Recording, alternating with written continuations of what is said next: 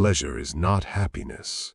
Pleasure is dependent on time, on external conditions, and on many other factors. But happiness is not dependent on anything.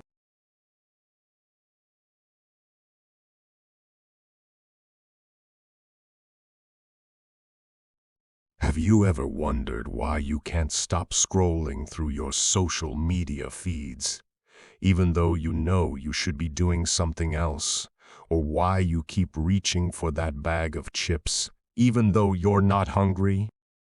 The truth is, companies have departments dedicated to making their products as addictive as possible. They use a variety of tactics to keep you hooked, from designing products that trigger your brain's pleasure centers to creating algorithms that personalize your experience to keep you engaged. In this video, we'll explore how companies use psychology and technology to create products that are intentionally addictive. We'll dive into the tactics they use and how they impact our behavior and decision-making. We'll also examine the ethical implications of creating products that are designed to exploit our vulnerabilities and potentially harm our mental and physical health. From TikTok to chocolate, there are countless products that can be addictive. Companies design these products with the intention of keeping us hooked, using a variety of tactics to keep us coming back for more.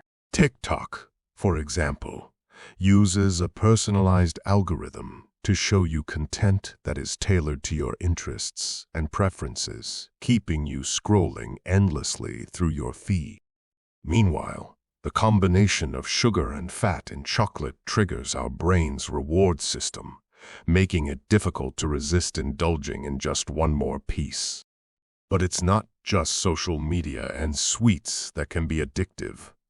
There are countless products and services that are intentionally designed to be habit-forming, from video games to gambling apps.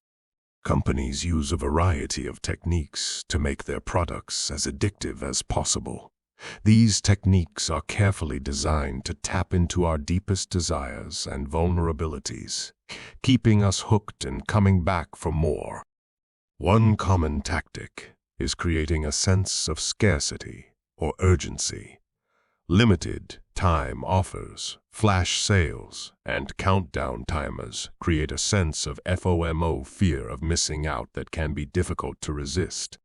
Another technique is using social proof to influence our behavior. When we see others using and enjoying a product, it can make us feel like we're missing out if we don't have it too. Companies also use the power of rewards to keep us hooked. Rewards trigger our brain's pleasure centers, releasing dopamine and creating a sense of anticipation and excitement that can be difficult to resist. According to a study by the National Institutes of Health, some of the world's most successful companies use a variety of tactics to make their products as addictive as possible. These companies use rewards, variable rewards, and the power of social influence to create a sense of urgency, anticipation, and pleasure around their products.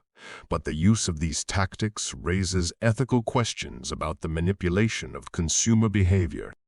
Anxiety can be a powerful motivator, and advertisers know it.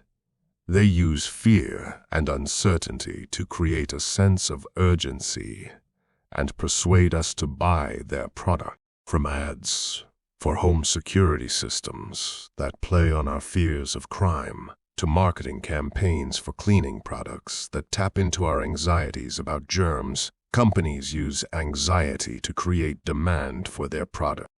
But the use of anxiety in advertising raises ethical questions. Is it right to exploit people's fears and insecurities to sell products? Is it ethical to use propaganda techniques to manipulate people into making choices they might not otherwise make? These questions are especially relevant in today's world, where misinformation and fake news can be spread quickly and easily through social media. Have you ever heard of a dopamine cleanse? It's the idea of taking a break from things that give you pleasure, such as social media or junk food, in order to reset your brain's reward system and break the cycle of addiction.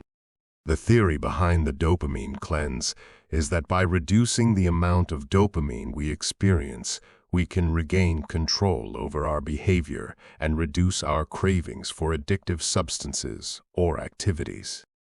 However, while this idea may seem appealing, there is no scientific evidence to support the concept of a dopamine cleanse.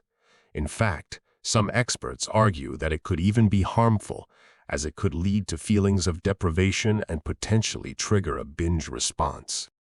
That being said, taking a break from activities or substances that you feel are having a negative impact on your life can be a positive step towards creating healthier habits. But it's important to do so in a balanced and sustainable way, rather than through extreme measures.